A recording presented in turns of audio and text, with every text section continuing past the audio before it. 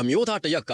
တောထဲမှာစွန့်ပစ်ထားတဲ့ဘတ်စကားအဟောင်းတစ်စီးကိုတွေ့ရှိခဲ့ပါတယ်။ drone နဲ့စူးစမ်းကြည့်ပြီးတဲ့နောက်ကားရဲ့ကိုယ်ထဲကကောင်းနေတုံးပဲဆိုတာတွေ့ခဲ့ရတယ်။ဒါကြောင့်ရဲရင်နဲ့စစ်ကူတစ်ခုသူ့ခေါင်းထဲကိုချက်ချင်းဝင်လာခဲ့ပါတယ်။ဒီစွန့်ပစ်ထားတဲ့ဘတ်စကားကိုတမူထူးခြားတဲ့တောတွင်းဘတ်စကားစံအိုင်ကဖြစ်ပြောင်းလဲဖို့ဆုံးဖြတ်လိုက်တယ်။ပြုပြင်မဲ့အစီအစဉ်ကိုအတီးပြုတ်ပြီးတဲ့နောက်အမျိုးသားကကျွမ်းကျင်လှုပ်ထားဒါဇင်ပေါင်းများစွာကိုချက်ချင်းခေါ်လိုက်ပါတယ်။အရင်ဆုံးအခြေခံအကြဆုံးတန့်ရှင်ရေးကိုစတင်လှုပ်ဆောင်ပါတယ်။မူလကတော့ဒါဟာတာမန်စွန့်ပစ်ထားတဲ့ဘတ်စကားတစ်စီးလိုပဲထင်ခဲ့ကြတာပါ။ဒါပေမဲ့တန့်ရှင်ရေးလုပ်နေရတဲ့မှာအားလုံးကတိလိုက်ရတာကဒါဟာတကယ်ခရီးသည်တင်ရင်တစ်စီးမဟုတ်ဘူးဆိုတာပါပဲ။ဒါကလွန်ခဲ့တဲ့နှစ်တွေကကားပုံစံကစားခွင့်တစ်ခုကပစ္စည်းတစ်ခုဖြစ်နေခဲ့တာပါ။အခုတော့စွန့်ပစ်ခံထားရပြီးဘယ်တော့မှဂယုမဆိုင်ကြတော့ပါဘူး။ Jack ဆိုတဲ့အမျိုးသားကမထင်မှတ်ပဲတွေ့ရှိသွားခဲ့တာပါ။ဒီလိုနဲ့ပဲသူ့အတွက်တီးတန့်ပြုပြင်မွမ်းမံရေးစီမံကိန်းကြီးစတင်ခဲ့ပါတယ်။အပြင်ပိုင်းကိုပြုပြင်မွမ်းမံတာကပထမဆုံးအဆင့်ပါ။လူသားတွေကအရင်ဆုံးအထူးကိရိယာတွေတိုက်ပြီ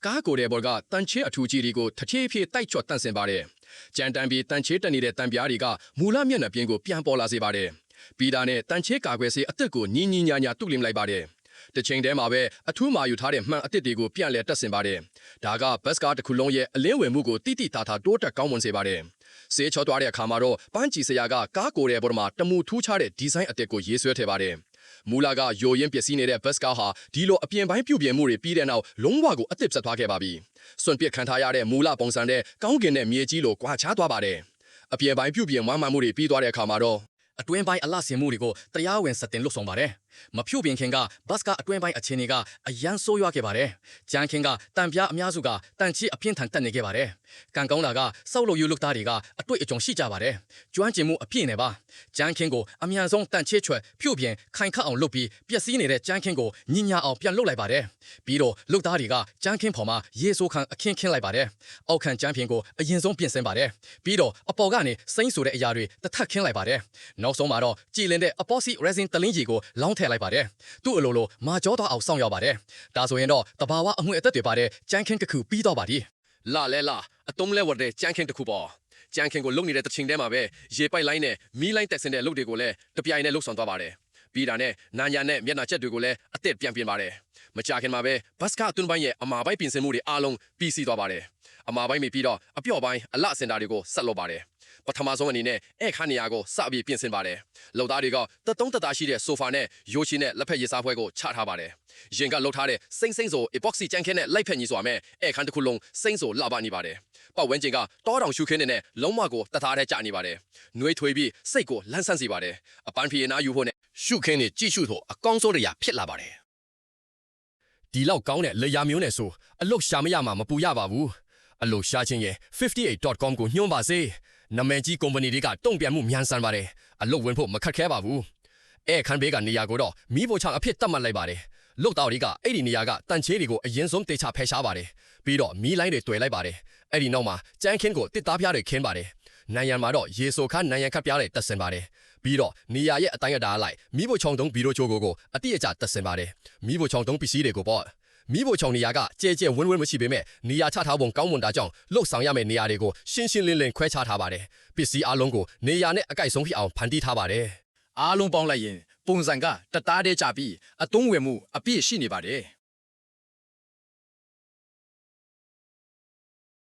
ဘတ်စကားရဲ့အတွင်းပိုင်းနေရာကျဲတာကြောင့်ကားအတွင်းခန်းကိုတေးတေးချာချာအခန်းတွေခွဲလိုက်ပါတယ်။နေရာတစ်ခုချင်းစီကိုမတူညီတဲ့ဒီဇိုင်းပုံစံတွေနဲ့အလှဆင်ထားပါတယ်။ကြာရှည်နေထိုင်တဲ့အခါမျက်စိမနှောက်သွားအောင်လို့ပါ။အခန်းနေရာကိုတော့အယောင်အသွေးနူးညံ့တဲ့ master bedroom အဖြစ်ပြောင်းလဲလိုက်ပါတယ်။တက်တောင့်တတာပြီးစေမဲ့အသုံးအဆောင်တွေနဲ့တွဲဆက်ပြီးအိတ်ခန်းတစ်ခုလုံးကိုနှွေထွေပြီးရိုမန်တစ်ဖြစ်လောက်ဖန်တီးပေးထားပါတယ်။အနားယူအပန်းဖြေဖို့တီးသက်နေရာလေးတစ်ခုဖြစ်လာစေခဲ့ပါတယ်။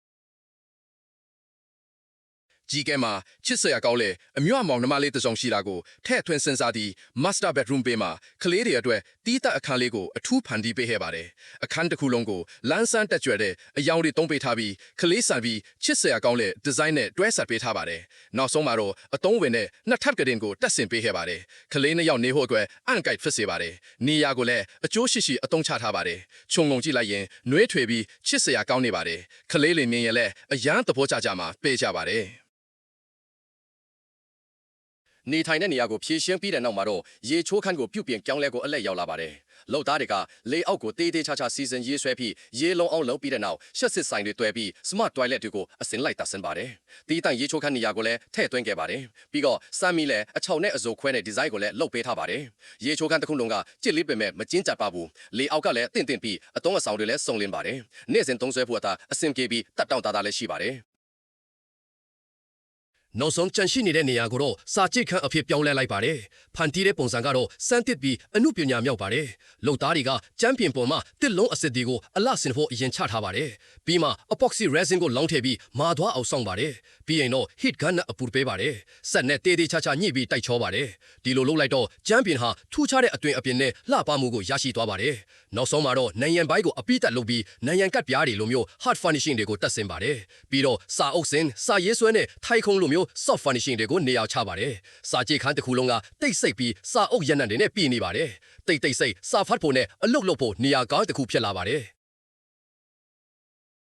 အတွင်းပိုင်းနေရာတွေအပြင်ကားရဲ့အမိုးပေါ်ကိုလည်းအပြည့်အဝအသုံးချထားပါတယ်။လုံသားတွေကကားအမိုးပေါ်မှာတစ်သားချမ်းခင်ကိုခင်းချင်းပေးခဲ့ပါတယ်။ခိုင်ခန့်အောင်နဲ့ရေလုံးအောင်လည်းတေချာလှုပ်ဆောင်ပေးခဲ့ပါတယ်။ပြီးတော့ရေကူးကန်အသေးလေးကိုကျွမ်းကျင်စွာတက်ဆင်ခဲ့ပါတယ်။ကျွမ်းကျင်တဲ့စောက်လုပ်ရေးပညာနဲ့ဝယန္တာဘော်ကရေကူးကန်တစ်ခုလုံးကိုလှပပြီးခိုင်ခန့်စေခဲ့ပါတယ်။အပန်းဖြေအပူရှောင်ဖို့အကောင်းဆုံးနေရာတစ်ခုဖြစ်လာစေခဲ့ပါတယ်။3လတတိတေးသေးချာချာစောက်လုပ်ပြီးတဲ့နောက်မှာတော့တောထဲမှာစွန့်ပစ်ထားတဲ့ဒီဘတ်စကာအစုံတွေဟာအတုံးအဆောင်ဆုံးလေးနဲ့ဘတ်စကာဗီလာအထက်လုံးဝပြောင်းလဲသွားခဲ့ပါတယ်။အိတ်ခမ်းမီးဖိုချောင်းအဓိကအိတ်ခမ်းကလေးအခန်းရေချိုးခန်းစာကြည့်ခန်းအပါဝင်အားလုံးစုံလင်သည့်ကားခေါင်မိုးပေါ်မှာရေကူးကန်တောင်ပါပါသေးတယ်။တောတောင်ရဲ့ရှုခင်းဒီနဲ့တသားကြီးကျနေပါတယ်။ဆယ်စုနဲ့ပေါင်းများစွာနေသွားတောင်ရိုးသွားမှာမဟုတ်ပါဘူး။တောထဲကနေစထက်တဲ့ဒီဘတ်ကားရဲ့ပြုတ်ပြင်ပြောင်းလဲမှုဟာစံတင်လောက်ပါတယ်။အခဲ၍အမတ်ပြေက10မတ်ဆိုရင်ဒီလိုတောထဲကဘတ်ကားဗီလာကိုတင်ဘလောက်အမတ်ပေးမလဲ။အခွင့်ရေးတာရရင်ဒီမှာလာနေပြီးတွေ့ကြုံခန်းစားကြည့်ချင်ပါသလား။